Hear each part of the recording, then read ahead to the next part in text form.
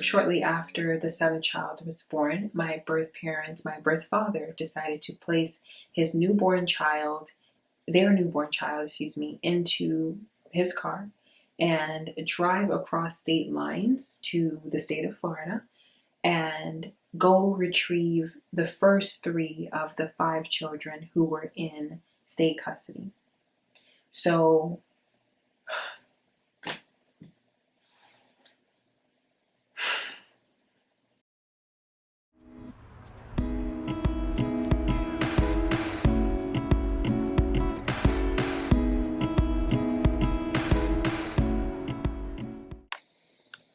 bueno. So I have a lot to say, and I am not gonna lie, I have a lot of frustration regarding the things that I'm going to talk about in this video, but I'm going to do my very best to just cruise through it, and I'm going to do my very best to not be like super upset and so critical that I say anything about any of the involved parties that is mean. I'm going to try not to be mean because I'm not a mean-spirited person, of course.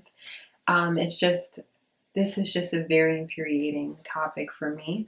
But let me not jump ahead. Let me do my intro. Let me act like I know how to do a YouTube video, right? Anywho, so first, let me give a disclaimer as per usual. I obviously post the disclaimer at the start of the video that says this content is triggering and stuff. So I just also want to say that in my own words. If you are sensitive to topics regarding foster care, family separation, abuse of any kind, domestic violence, or anything regarding mental health or mental illness, I should say, then you may want to watch this video in increments. You may want to bypass it altogether, or you may just want to go at your own pace, as I advise in my videos. Hi, and yeah, viewer discretion is advised, essentially, is what I'm saying. But okay, on that note, I will just go ahead and begin the video because I know my videos are so long and I really try to not make them as long as they are. It just happens that way. So anywho, without further ado, you are listening to the Emancipated Star. I am the star who became emancipated at the age of 16.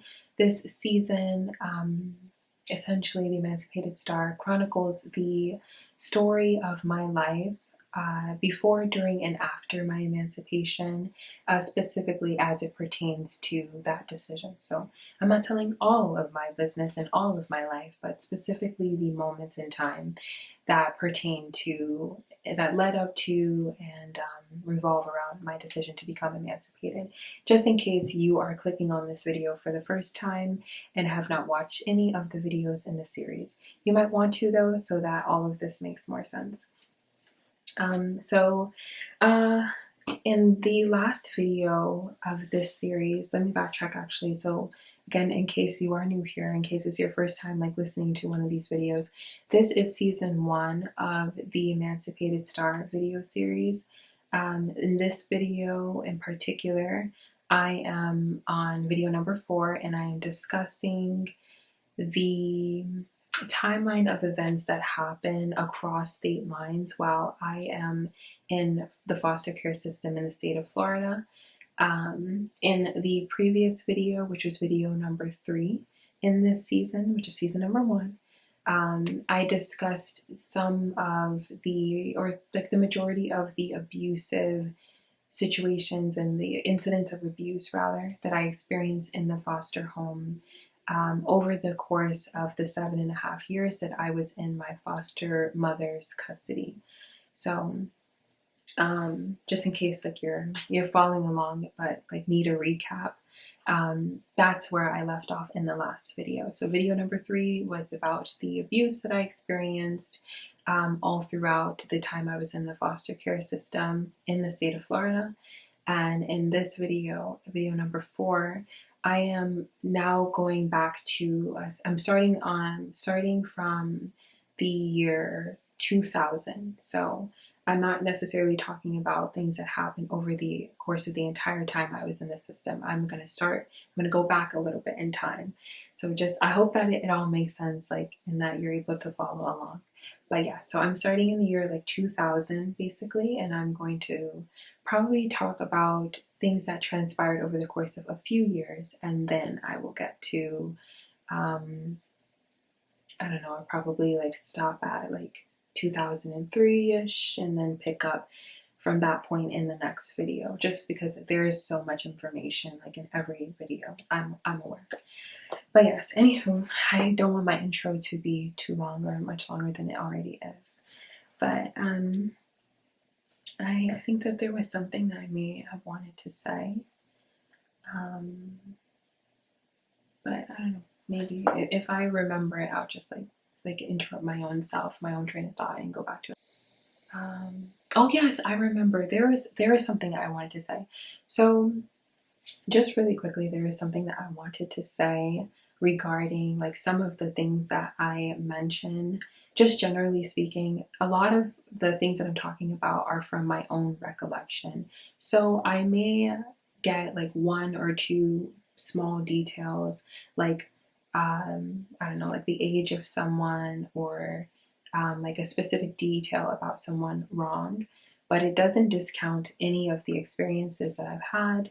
And of course, I would do my best to clarify or like correct anything that I get wrong in the description of the video. So just make it a habit to look in the description of the video for any disclaimers, clarifications, or even like the timestamps, you know, because I'm aware that these videos are long, so I do try my best to like go in and put the timestamps, even if they're not available like right after the video is published. They will be available at some point in time, because I know that that is helpful, like for people who watch the videos in increments. But yes, I did want to say that because I may have mentioned it in the last video, which was about like all the abuse that I experienced. But if not, I put it in the description of that video, that the age of the, for example, one thing that I may have mentioned in the video, that I don't know the exact age of like my foster brother who I mentioned in the last video abused me, but he definitely abused me. Like that's something that I vividly remember.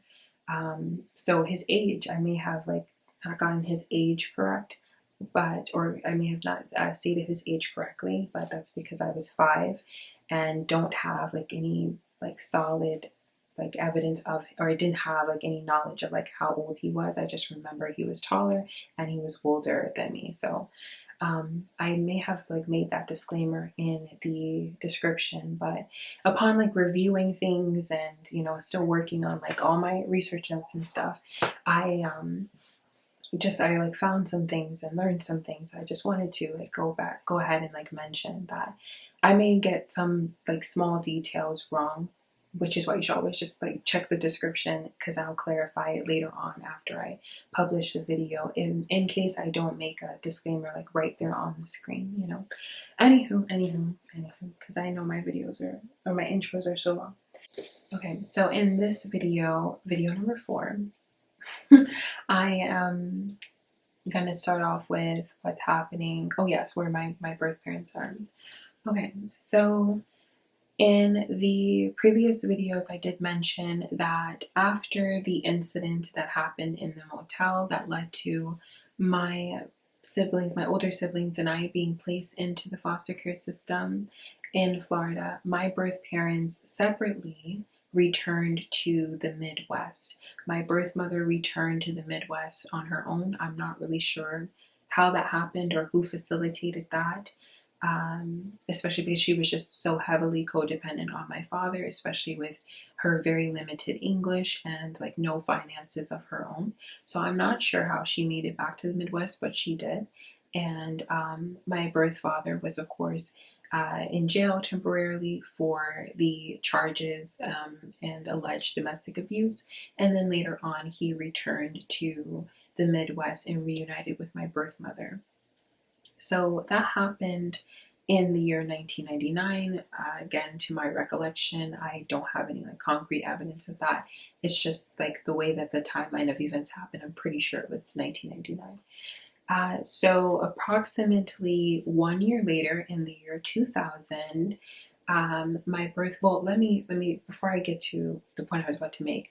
So right away, the whatever agencies were involved in this whole like custody battle get involved and get connected to my birth parents, because of course at the time they had 5 children who were in the custody of another state and they wanted their children back. So I don't know exactly how they went about contacting agencies, or who contacted who. I don't really know what specific agencies were involved. I would imagine it's like the Department of Children and Families and so on and so forth, like across the different states. um, but to my knowledge, that process of family reunification, as it is called, begins pretty much after my birth parents reunite in the Midwest. So all of those things take place, or like the process of family reunification begins sometime in 1999, I believe. And then in the year 2000, I believe around the month of May, approximately 1 year after we, as in my birth parents and my older siblings and I, were in Florida, my birth parents conceive their 6th child. So, despite the fact that they have 5 children in state custody who they cannot provide for financially and don't even have like the parental fitness to properly care for and parent, they decide to, and I would really like put the onus of responsibility on my father. They choose to conceive another child. My father, in other words, my father chooses to impregnate my birth mother. And the reason I say I put the onus on my birth father is because a woman cannot get pregnant unless a man impregnates her, unless we're talking about a scenario where asexual reproduction is happening. Then obviously the women in today's society are not getting pregnant on their own. So I can't stand that remark, that like condescending remark that people will make, or they say like, oh well, she shouldn't have gotten pregnant, or when they talk about women as if women are just laying down getting pregnant on their own. Like, no, the woman cannot get pregnant if the man is not inserting his sperm inside of her. Like, so if he doesn't want her to get pregnant, then his sperm doesn't belong inside of her. His genitals don't belong anywhere near her. It's really that simple. But we live in a culture and a society where men are absolved of any accountability. Anywho, so this happened in May of 2000, I believe. Um, Anywho, so around the like early part of the year 2000, they conceive a child. My father chooses to impregnate my birth mother, and there are already state agencies involved in helping them be reunited with their children who are in the state of Florida. However, there is a process. To my knowledge, there are 3 important things that have to happen. There has to be consent from both state agencies. So the state that would be sending the child to across state lines to the receiving state has to be in communication. The caseworkers and agencies have to be in communication with each other, of course, and the state has to consent to receiving the children, either in foster care or, of course, like directly or like receiving the children to facilitate the children being brought back to their birth parents. So that's called like consent from the state agency. So that's a necessary thing. Another thing is there has to be an approved home study. So I believe that that's like an interview and an actual like inspection of the home to ensure that the children are placed in a safe environment with like parents that are fit to raise them. And then the third thing is that there needs to be an interstate compact in place. and there are an entire set of laws, like the interstate compact on the placement or for the placement of children. So there has to be essentially that agreement between both states. And typically the home study that needs to be favorable, or like favorable, like an approved home study, meaning like the state agency that conducts the home study needs to document or like state that it is a good decision or a favorable decision to place the children back with their parents or in said home, or maybe it's not a good decision. Like that has to take place. All of those things have to take place. Again, to my knowledge, I'm not sure if maybe judges are allowed to just go ahead and bypass all of that, and perhaps that's just what happened in the story of my family, my birth family, and my siblings or whatever. But to my knowledge, that is what is supposed to happen. So, like I said, there's a process that the birth parents have to go through in this kind of scenario, and that's what my birth parents were going through. What complicated things, though, is when my father decided to impregnate my birth mother, like while all of this is going on, right? It was a reckless, irresponsible, and obviously like self-centered. It's just selfish decision of him to do so. So the sixth child, my sibling, who was born after me, was born the following year. So, like I said, conceived in 2000, born the following year. And that birth of the sixth child is what alerted both the agencies in the tropical South, which is what I call Florida, because it is the South, it's just tropical, and the state agencies in the Midwest. And it is because my birth mother was reported as experiencing hallucinations during the prenatal appointment. So that, I guess, prompted someone, a nurse or just someone, I'm not really sure who it was, but someone reported that, and then that opened up an investigation in the Midwest through those agencies about my birth mother's parental fitness to care for the child that she was expecting. And of course, once the child was born, that child was taken away and placed into state custody like right away. To my knowledge, I'm not really sure like how many months or weeks or so passed, but pretty much early on that child was taken away because there was just already so much evidence that my birth parents were not fit to care for their children. And obviously it's a very reckless decision to go on and have a sixth child when you have 5 children that are in state custody, across the lines. So but something that I learned like much later on is that the tropical South, the agencies in the tropical South, the agencies in Florida, also were made aware, and the judge overseeing the case at the time, I guess, prompted a caseworker to start the proceedings to terminate my birth parents' rights to this 5 of us, like the first 5 children who were born, because of the fact that they had a 6th child. And obviously, like I said, it was a reckless decision for them to make.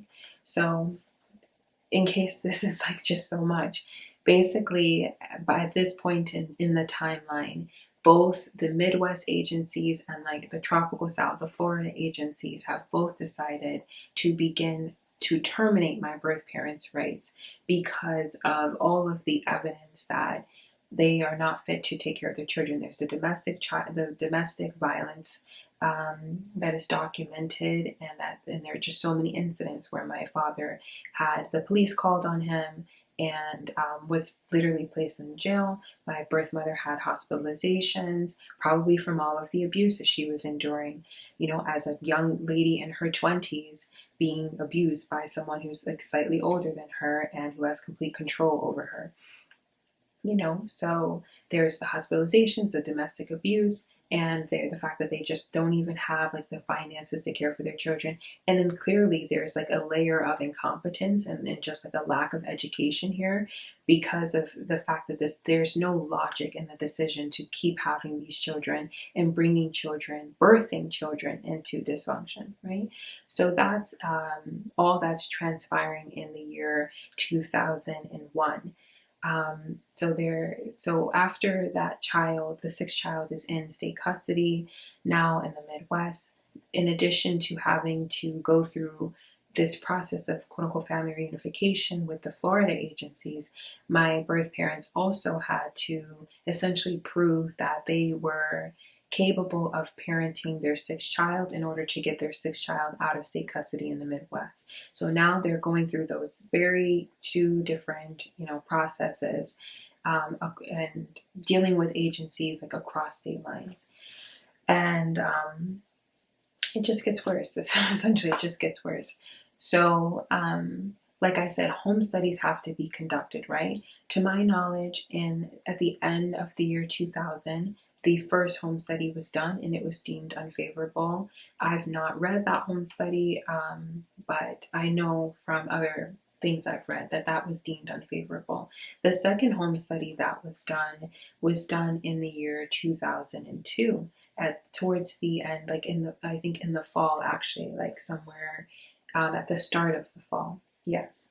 So that second home study, like I said before, home studies essentially are like an interview that take place and an inspection of the home. That second home study, of course, was deemed unfavorable. My birth parents at the time, I think, lived in like a 2-bedroom house, 2-bedroom, 1-bathroom home, and they had 6 children. So even the caseworker who interviewed them was like, well, where are you going to put all these children if you're going to, like, if you actually were to be reunited with your children, where are you going to keep them? And they really said like that my father would just sleep in like the living room, and the smallest children would sleep with my mother in one room, and then the rest of the children would sleep in another room. Just nonsense, nonsense. There were so many red flags. Like, that's why I said in the beginning that this whole topic just really frustrates me, because there are just so many red flags all throughout this situation, like crimson red, wine red, scarlet red, fire hydrant red. I mean, just every red flag you could think of was just sitting right there, and all throughout this situation, all throughout this one home study that I read. And it's just really deplorable to me that I still ended up with these people. Like, it's just really frustrating to me, but I'll get there. Like I said, I'm gonna try my best to just, keep myself together, because it's infuriating, especially given all that I went on to experience. And it could have been avoided. It should have been avoided given everything that's documented about their parental unfitness. But in this case study, my father, of course, like a true narcissist, did not take accountability for anything that he had done to my birth mother. He literally stated that, or essentially, he blamed the fact that my older siblings and I were in state custody on my birth mother's mental illness.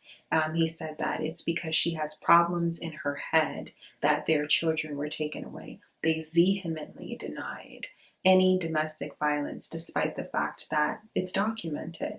But my father maintained that he was just trying to help her. Like, the story he's had in his narcissistic mind has always been that he was just trying to help her, that she, was cursed with voodoo, which I wholeheartedly can believe that part, that there may have been some voodoo and stuff, because I know as islanders, like, I know that kind of stuff is very prevalent. People are doing brujeria, santeria, voodoo, whatever it is. Like, I mean, depending on the island, I know that stuff goes down.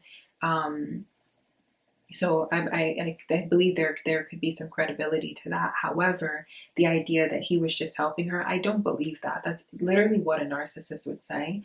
And I mean, like I've said in previous videos, the neighbors heard her crying through the walls. She didn't even have the courage and the strength to ever call the police on her abuser. Other people did that for her because they could hear the abuse, they could hear the threats of harm, and they could hear her crying through the walls. So and this happened 3 times while she was in 1994, when she was literally pregnant at one point. This happened, this abuse happened. And then it happened at other points in time. It literally happened when we were in 1999, when we were placed in the motel across state lines. So it's like, at some point in time, how do you like keep telling yourself these lies? How do you keep lying and saying that, oh, I was just helping her? Like, help is not abuse. The two are not synonymous. It's just infuriating. It's just infuriating to me that people like this actually exist. People who do such harm yet tell themselves they've done nothing wrong. It's scary.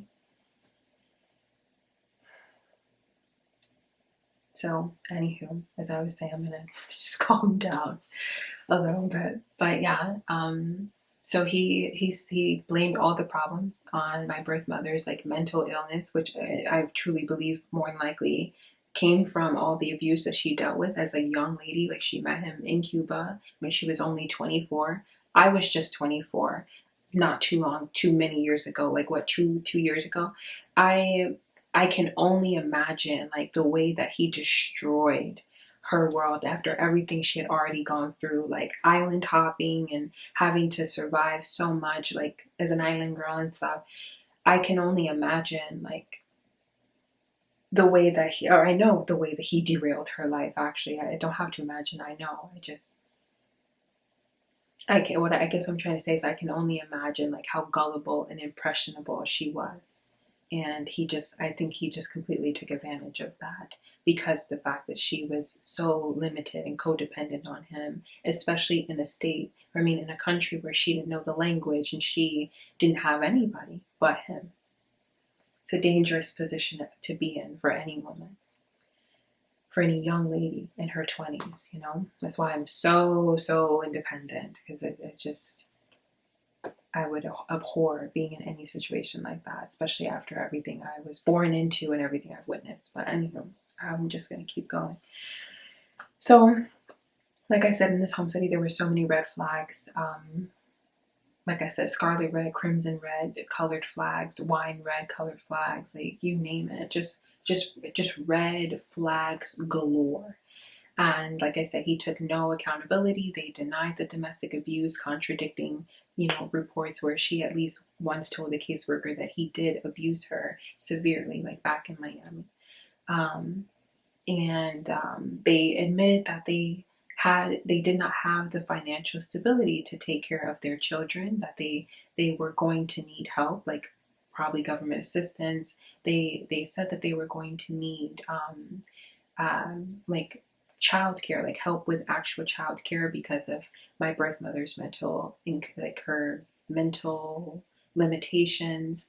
Like, she was not able to work, so they were going to need help with that. They said that they couldn't find anyone from the church to help, and like I said, it's all just so infuriating, because it's like, you should not have any children. Just generally speaking, the problem solver, like, person that I am, my personality, I just truly believe you don't create problems for yourself that you can't solve. I just don't believe that. In general, I'm such a huge believer that women should not have children they cannot take care of on their own. I don't care if you have a man. I don't care if you have a boyfriend. I don't care if you have a baby dad. I don't care if you have a husband. I don't care. At any point in time, that man can and may very well get up and leave you. And that's not when you decide to go get your independence, when your children need you and now you have to figure it out. I wholeheartedly believe, before you even decide to date someone, you need to be financially capable of funding your entire lifestyle on your own. You should not be codependent on anyone, not your parents, not anyone, because no one owes you anything. Your life is your responsibility. So you before you look for a boyfriend, a boo thing, and whatever these people are looking for in the dating world today, because it looks like people are looking for someone to take care of them. They're looking, these boys, these guys, boys, and men are looking for their mom. They're looking for someone to be their mom. They're looking for someone to pick up where their mother left off. Their mother, who didn't expect and hold them to a high enough standard where they would know to do for themselves and be willing to do for themselves. That's why they're on the internet crying about how they go to work and their wife doesn't clean enough or cook enough, or how they think that they shouldn't have to cook or they shouldn't have to clean up after themselves because they make money. It's like, you're a dirty, lazy, nasty person. That's the only type of person that's complaining about having to do their own laundry. Like, just because you go make money, it doesn't mean that you shouldn't take care of yourself. You need to learn how to take care of yourself. Nobody owes you anything. And if you're looking for a wife because you're looking for my camera was like, calm down, girl. But what I was saying, if you're looking for a wife because you're looking for a housekeeper, then that means that you don't need to be in a relationship. You need to finish raising yourself. You need to go take care of yourself, learn how to take care of yourself and do for yourself. Because like I said, nobody owes you anything. And it's bigger than that. It's also just, it's such a dangerous thing to be useless to your own self, like to be incapable of doing for your own self. Like I said, though, these boys, these guys, these men who fit into the category, obviously, they're looking for someone to be their slave. They're looking for someone to be their housekeeper. They're looking for someone to be the accountant, the childcare provider, the landscaper. They're looking for someone to be everything for them, the maid, everything, the chef, and then still be attracted to them. Like, still have the energy and the desire, the sexual desires for them. And it's like, no, nobody, laziness is not attractive. Nobody's ever going to respect and be attracted to someone who is comfortable, like being so like weak and useless to their own selves. Because if you're useless to yourself, what use are you to your own family, to your own children, to anyone in this life? If you can't even depend on your own self. And then you got the women who are, who are online essentially looking for like a financier. They're not looking for a companion. They're not looking for, in general, it's clear to me the men and the women in today's dating world they're not looking for like a partner. They're not looking for like it seems like, it seems like the collective, that is. They're not looking for like a companion. They're looking for someone to take care of them. And it's like, y'all need to finish raising yourselves. Y'all need to get, neither of you in these scenarios, men nor women, should be looking for someone to date if you cannot take care of yourself. If you need someone to fund your lifestyle, no, go fund your own lifestyle. Finish raising yourself. Go undo all the trauma from your upbringing. Go build yourself up. Go let that prefrontal cortex develop. Wait till you're 25 and then go date someone. And part of the reason I'm such an advocate for it is because then when you have your own independence, you don't need to look for someone who can pay your bills. You can pay your own bills. Why look for someone who can do for you things that you can do for yourself?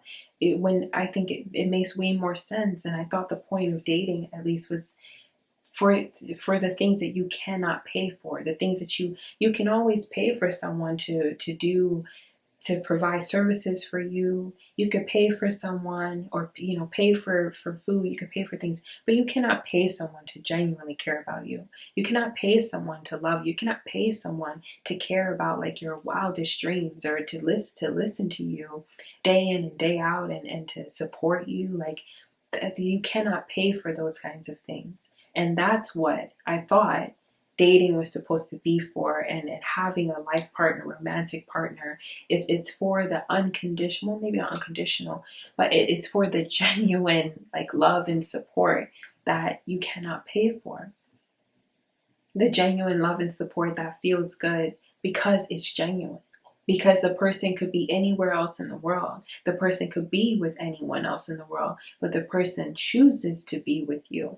Not because that person needs you to pay the gas bill or the light bill. Not because that person needs you for shelter or anything that's superficial, But it's just the rhetoric that I've seen online for years, like ever since I left high school, has been really centered around like looking for a companion or looking for a partner so you can like depend on that person. Like all the rhetoric from the women, you know, and the music and the messaging, like, oh, you know, if he doesn't have this, then like leave him. If he can't buy you a Birkin. I remember a few years back there was all that, oh, if he can't buy you a Birkin, it's like, go buy your own Birkin.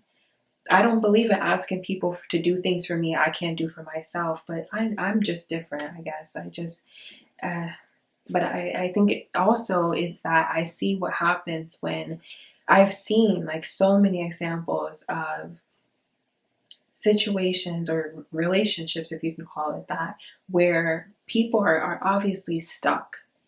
The people in the scenario don't like each other anymore. They've outgrown each other. They've evolved past the versions of themselves that met one another. However, they have merged their lifestyles. They've made it so that they cannot like go on, or they think, because it's all in your mind. So they think that they can't separate from that person because then they won't have shelter, or they've become accustomed to a certain lifestyle that they can only experience if they have that other person's financial contributions, you know. And like it's just a dangerous place to be. Like just because you're in a relationship, it doesn't mean that you need to like liquidate all your assets and merge your life with that person. What happens when that person doesn't want to be with you anymore? Like keep your own assets, keep your own house, keep your own things. Go get those things first. Get those things and have those things and own those things. If, for example, just I know I need to move on, but just an example, like if you own, let's say you own a townhouse and the guy has an apartment or a condo, right? And you two meet and you want to be in a relationship. It just never made sense to me. And like the movies and the shows and the scenarios, like in real life where people like they sell their property and then they go buy a house together. Why would it just, in my mind, I'm like, no, that's where you put your property for sale and he puts his property for sale, or I mean for rent. And then if you two must live together, like if you really want to live together, then you go get a place together, but you still make money off of your property separately. And especially so that you always have a place to go. When he gets on your nerves, which he will sometimes, when you get on his nerves, which you will sometimes, whoever in the scenario, whatever genders and stuff, like that, it's beneficial to have your own place to go back to. It's really, really nice to not put yourself in, or to not be in a situation where the person can tell you to get out of his house. Be like, gladly, I'll gladly go back to my house where no one can tell me I have to leave because I own it. Like there's power in ownership. There's power in having things that you provide for yourself that no one can take from you. There's power in being a woman, for example, who wants to have a child, who can fund her own lifestyle, including a lifestyle where she has said child, whether the father wants to be there or not. But I don't know. I don't know. Like I said, I'm different. And I think that, people don't think about these things that much. They wait until they're in these predicaments where they feel stuck. And now they tell themselves they're stuck. And now they believe that they're stuck because you believe whatever you tell yourself, right? And then they stay in these situations, they birth children into these situations, and they tell themselves these lies of, oh, we're staying for the kids. No, you're staying because of fear. You're staying sometimes because you're more comfortable with the lifestyle that you're accustomed to, even if it makes you uncomfortable. Because when you get used to, even if you're uncomfortable in the scenario, if it's something that you're used to, because you can predict like the level of hostility and dysfunction and toxicity, you'll stay in it. And you'll, just because of the fear that you have of what it would be like if you get up and go into another situation, or if you do something new. It's the fear of all things that will cripple you and be the reason that you convince yourself to stay in a situation that's not healthy for you nor your children. And then it's people like me who are born into those situations, who go through a lifetime of trauma that could completely be avoided if people were to gain their independence and self-sufficiency first. Then, like I said, go date. You will avoid so many problems. Let yourself grow up. When you're 18 to 24 and you're in that pre-young adult stage, in my humble opinion, like that's not the time to be looking for looking forward to be married and to be having children. Like, and that's why so many people who do those things during that time, they regret it later. They're baby mamas and baby daddies with full of regrets 5 to 10 to 15 years later, married to someone they're not attracted to anymore, someone they're not even aroused by anymore. They're in a relationship with children, and they resent their children sometimes because their children remind them of the people that they used to be, or the people they used to be with. But it's like, just take your time. Like, I'll be honest, I dated when I was like, during that period of time, I was in a long-term relationship. That's part of the reason why I have the sentiment that I have, because if there's one thing I would redo, is the decision to be in a long-term relationship, during that time, before the prefrontal cortex has developed. Because it's like, the decisions that you make are so different when you're 26, like, I know that now, but I didn't know that like before. And yeah, so I'm just such an advocate for that. I know I completely went on a different tangent, but I always wrap it all together and connect the dots. I know I'm good at that, but I had to say that because like I said, it's people like me who suffer, and it's the children born into right now, being born into situations where people have no business having children. And in this society, what people will do is just applaud and say, oh yeah, like, and then you just watch dysfunction and toxicity brew in those situations. And it's just really sad, because it can all be avoided. People, like I said, people need to stop dating and looking for someone to take care of them. Go learn how to take care of yourself. There's nobody over the age of 20, or 20 and up, I'll say, who should not know how to cook for themselves at least one meal. You need to know how to do way more than boil water. You should not be burning hummus. Like, you just need to know how to do one thing. One thing. Cook one type of breakfast, one type of lunch, one type of dinner meal, and you're good. Stas bien. Okay? Like, it's not that difficult, but I think there's just a culture of laziness across the United States. And then I think that there's just a culture of codependency, and dishonesty. People are not honest with themselves, and not honest with their loved ones. People are lacking self-awareness as well. Like, there's a lot of issues. Anywho, so like I was saying, I think it's a huge mistake for any woman from any part of the world, any ethnicity, to be in any scenario with a man, whether that's your baby daddy, or your husband, or your boyfriend, where you're completely codependent on him. I truly believe you need to establish women. These men are gonna do whatever they're gonna do. But women, I truly believe that you should, especially us young ladies, Gen Z girls, hello Gen Z, stand up. Gen Z girls in particular, look at all the women who came before us. Let us learn from them. Let us see how our grandmothers and our mothers and great grandmothers and our aunties, our tias, and everybody else in between, see how they suffered. And look at the resources that we have now, and use them, make use of them. You don't need to, like I said, you don't need him to quote unquote buy you a Birkin. Why anyone would spend $10,000 plus on a purse, I don't know. But whatever it is that you want for yourself, instead of dating and looking for a man, scrolling through men, going through men, and choosing them for what they can provide for you, get into the habit of providing for yourself. Get the audacity and the courage to provide for yourself. So then you're not impressed or easily swooned or swept off your feet because he can give you something like that, because you can give it to yourself. What can he give you that you cannot give yourself? And see if there is value in that. I think that people, especially because then in the scenarios where you two don't want to be together anymore, you both can bow out gracefully. He can go his way, you can go your way, because you don't need each other for all those superficial or materialistic things. You don't need him to pay your rent. You could pay your own rent. If it doesn't work out, like things fall apart, like the book. Things come to an end. It's life. Everything is your existence. It will come to an end. Okay. Everything at some point comes to an end. It's okay.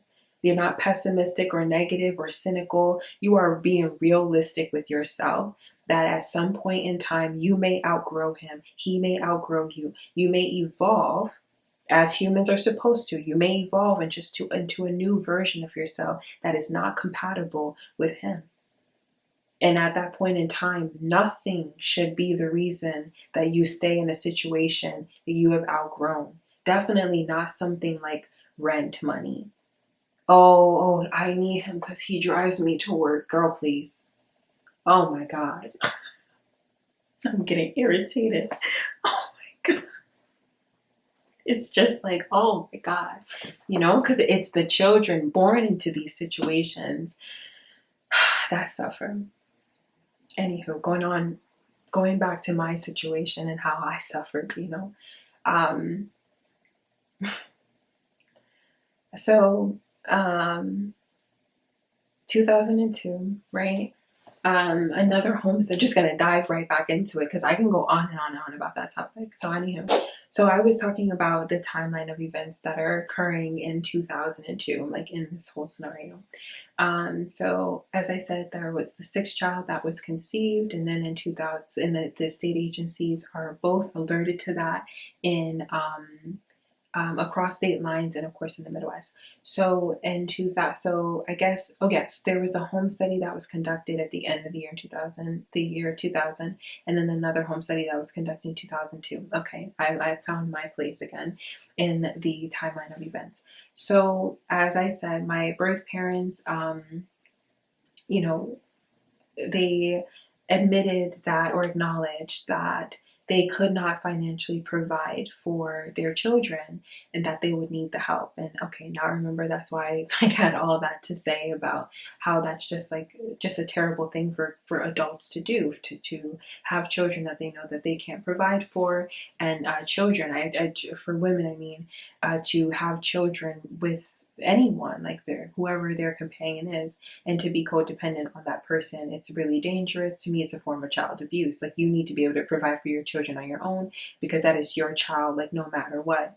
Like, it's women who have children. Men have the choice of having a biological bond, or having a bond with their child. And like, they have been online saying if they don't have a relationship with the mother, typically they don't even care about the child anymore. That's not all of them, but that's some of them. So like the saying, mothers may be fathers, mothers baby, fathers maybe. It's because if your mother, like, if the mother actually like pushed out the child, like, we know for sure that that's her child, the father has the choice to be attached to the child or to stray. So you as a woman need to make sure that you have the ability to take care of your child. I remember now, that's why I was saying all of that. Anyhow, so they acknowledged that they were just so far from like that standard of being able to do for themselves as individuals and as a partnership, right? They also acknowledged there was also acknowledgement of my birth mother's like mental health, and how she, even with her medication, like, she could still become psychotic. She could still experience psychosis. So that again is just another red flag as to like why we should have never been placed back into her custody, or I should have never been placed back into her custody, because I literally went on to experience psychological like torture. And it's because even with medication, she was literally like that mentally ill. So, that was mentioned and acknowledged in the interview that they did. So I don't understand how, even with like a doctor acknowledging that, I don't understand how all of that was overlooked, nor by whom. But they also acknowledged that they would not, that they were like that they weren't planning to have any more children. I don't remember like exactly what was stated by my father verbatim, but I do remember that that was one of the things I read, that they were not, that they said that they, necessarily weren't a fan of, I guess, birth control, clearly. However, they weren't planning to have more children, right? This is August. This interview was conducted, like I said, in the fall of the year 2002. Literally just several months later, towards the end of that year, their seventh child was born. So I'm not sure if my birth mother was visibly pregnant, although I would imagine that she was probably showing. But they lied. They just lied to the person who interviewed them and said that they weren't going to have any more children. And then they proceeded to, my birth mother was already pregnant. So at the end of the year 2002, they have their 7th child. Now moving into the timeline, into the year 2003. Just little recap, they have 6 children in state custody, and now they have a newborn baby at the top of the year 2003. Why? I will never know, right? Other than my birth father clearly could not keep his genitals to himself, and despite all his complaints and his narrative that my birth mother was mentally ill and how it was causing problems for him, I guess it wasn't so much of a problem that he, couldn't just stay away from her. I don't know. I think it's just him being a narcissist, him being, machismo, feeling entitled to her body because that's his quote unquote wife, and just him acting like a self-serving, reckless, incompetent man. So anywho, at the top of the year 2003, shortly after the 7th child was born, my birth father decided to place their newborn child, into his car and drive across state lines to the state of Florida and go retrieve the first 3 of the 5 children who were in state custody. So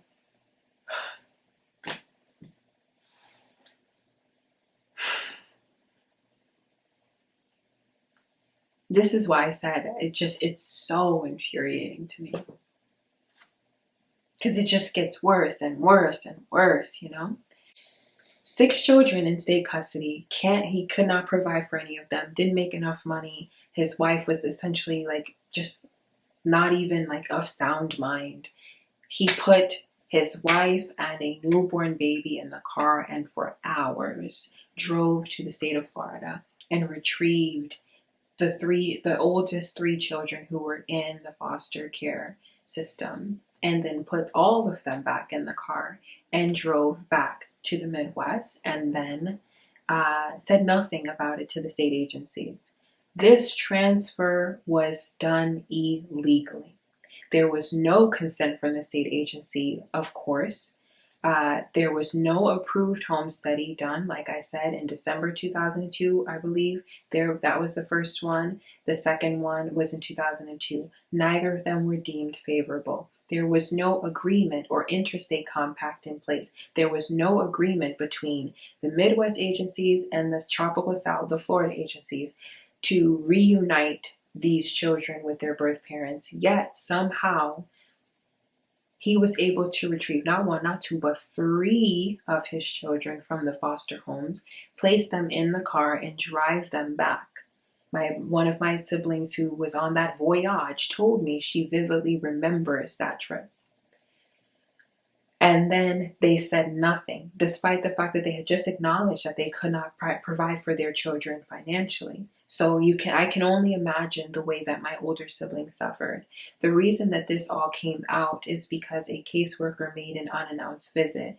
Throughout this timeline, caseworkers were making visits to my birth parents' home and the apartment where they lived before they were in a house, and they were oftentimes barred from entering. They were not allowed to enter.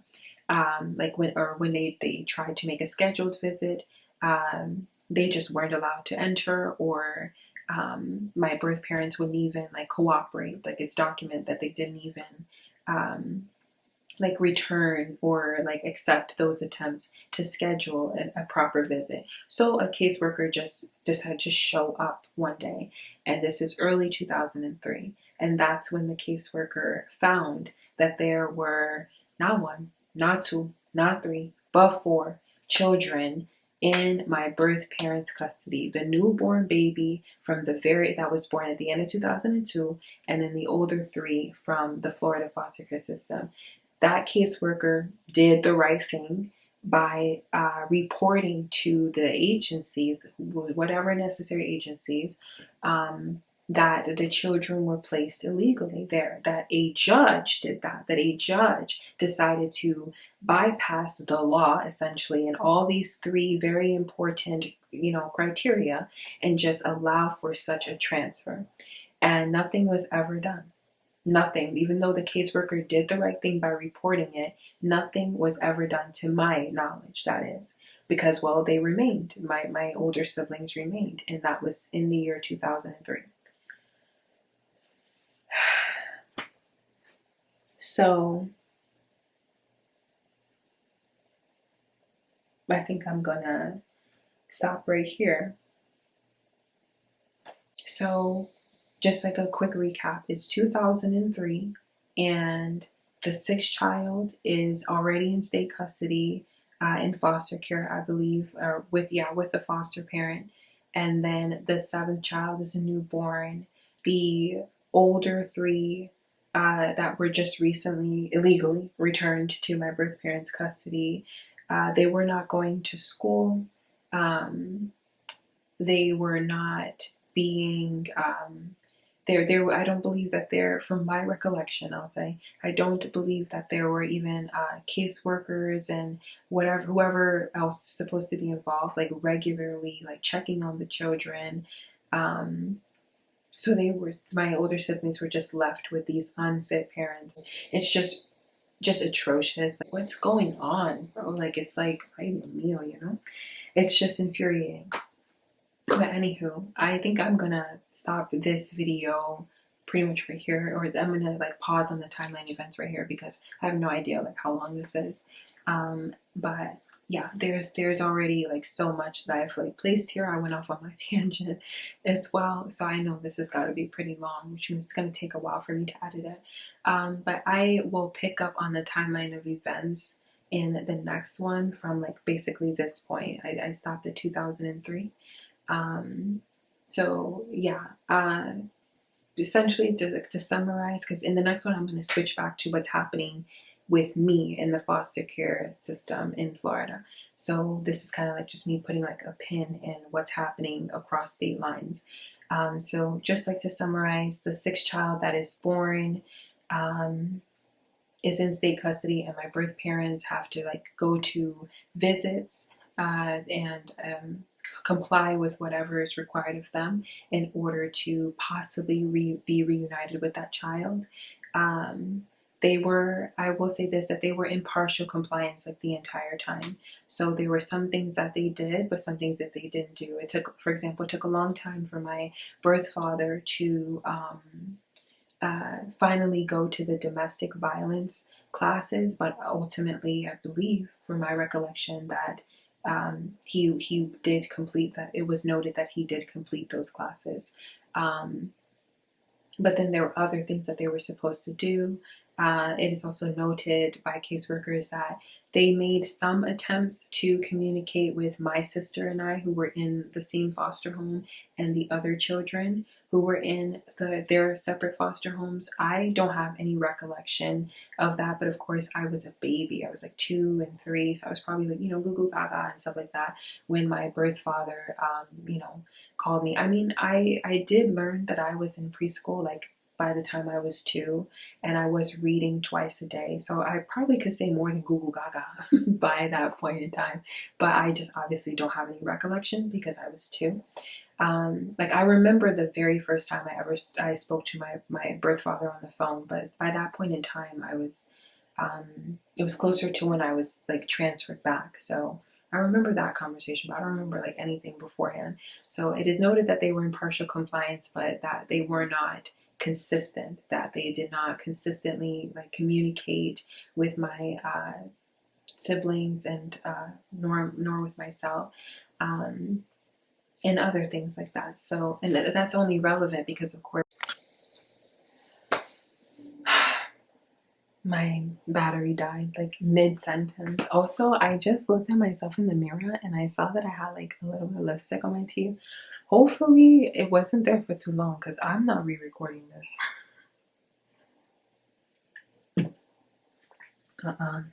I do not want to be like irritated the way that all of this is just so irritating to me. Anywho, I just want to like end the video properly because like I said, the camera battery died like mid-sentence.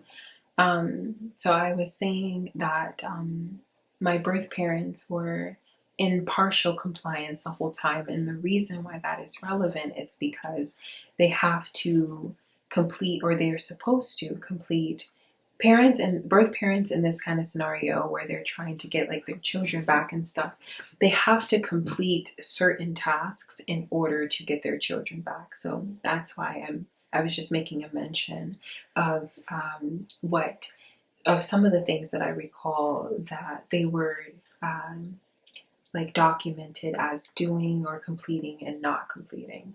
Like some of the visits to my birth sibling, to the sixth child that was born, they did not make like a lot of the visits that they were supposed to make. Like they had supervised visitation rights to their child, but they didn't often show up, and most of the time it was my birth father who showed up, of course, because he was the one who could drive. He was the one who had like all the control and like the better English speaking skills or proficiency. So yeah, those are just like some things. But I think that I have said enough on this topic.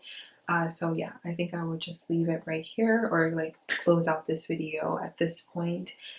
So yes, this was video number 4. In this video, I just talked about like the timeline of events that unfolded and occurred from the year basically like 1999, but more so the year 2000 all the way to the year 2003, and specifically as it pertains to like the custody battle and like my birth parents' parental rights being challenged and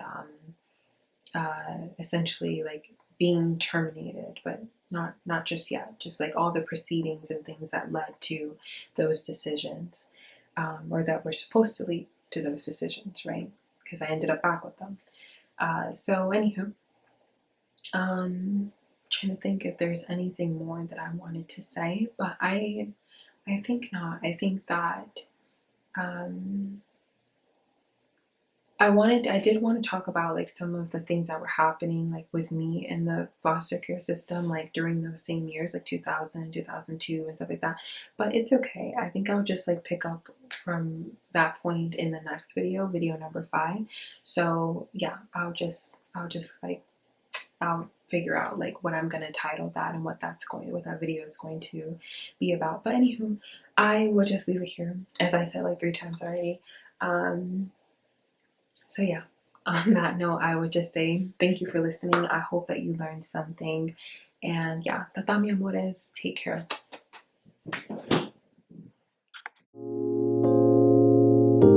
In an instant, anatomy all I see, and the lights get out.